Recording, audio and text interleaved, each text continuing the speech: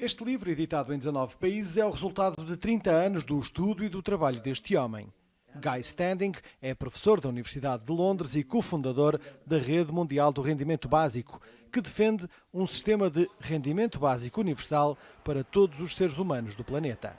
A ideia explica-se tão facilmente como uma história de crianças.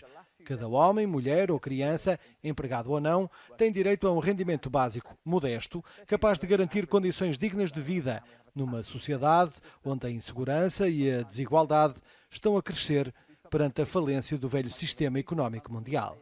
Is a matter of urgent necessity, and what I would say to the Portuguese government or any other government is that you must be offering your citizens a route forward towards a system which provides basic income as a right. You can't provide it overnight.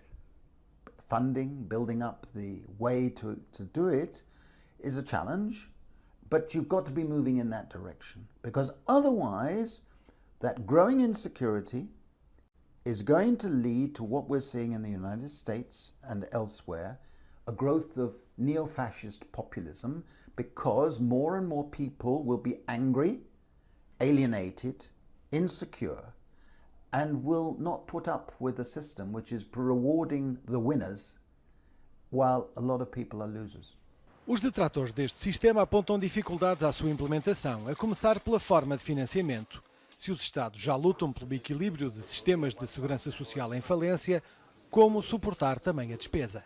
The challenge is a matter of fiscal priorities.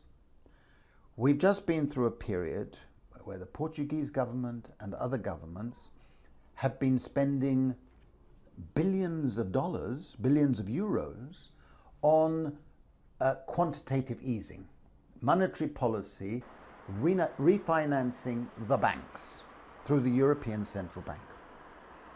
Imagine if even part of that money that they gave to the banks, which caused the crisis, instead had been used to pay out a basic income to every citizen of Portugal.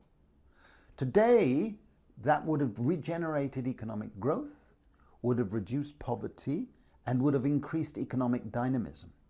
So when people say you cannot afford it, it's not true, because you can afford to give a lot of money to the banks, which gets invested in the financial markets abroad and elsewhere, and you say you can't give your citizens a basic income.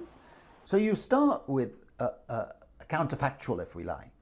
But also we realize that when you look at the way governments spend money, a lot of the money they spend is on subsidies that go to middle class or upper income groups or corporations to encourage them to do certain things.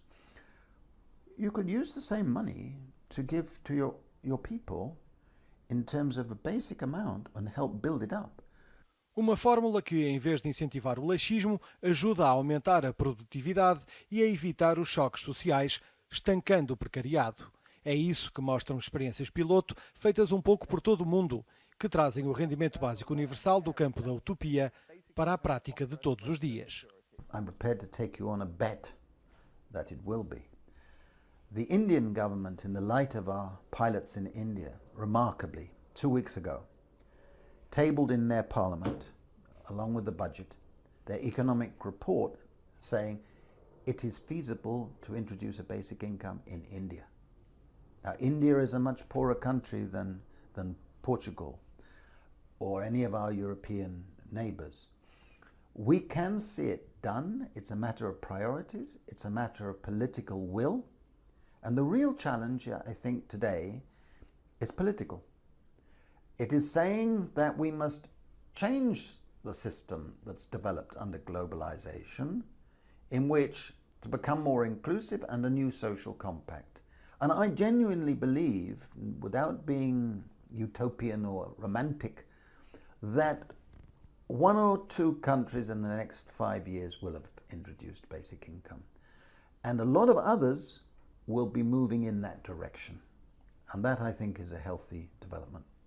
Estas ideias vão estar em discussão no 17º Congresso da Rede Mundial de Rendimento Básico, marcado para o mês de setembro, em Lisboa.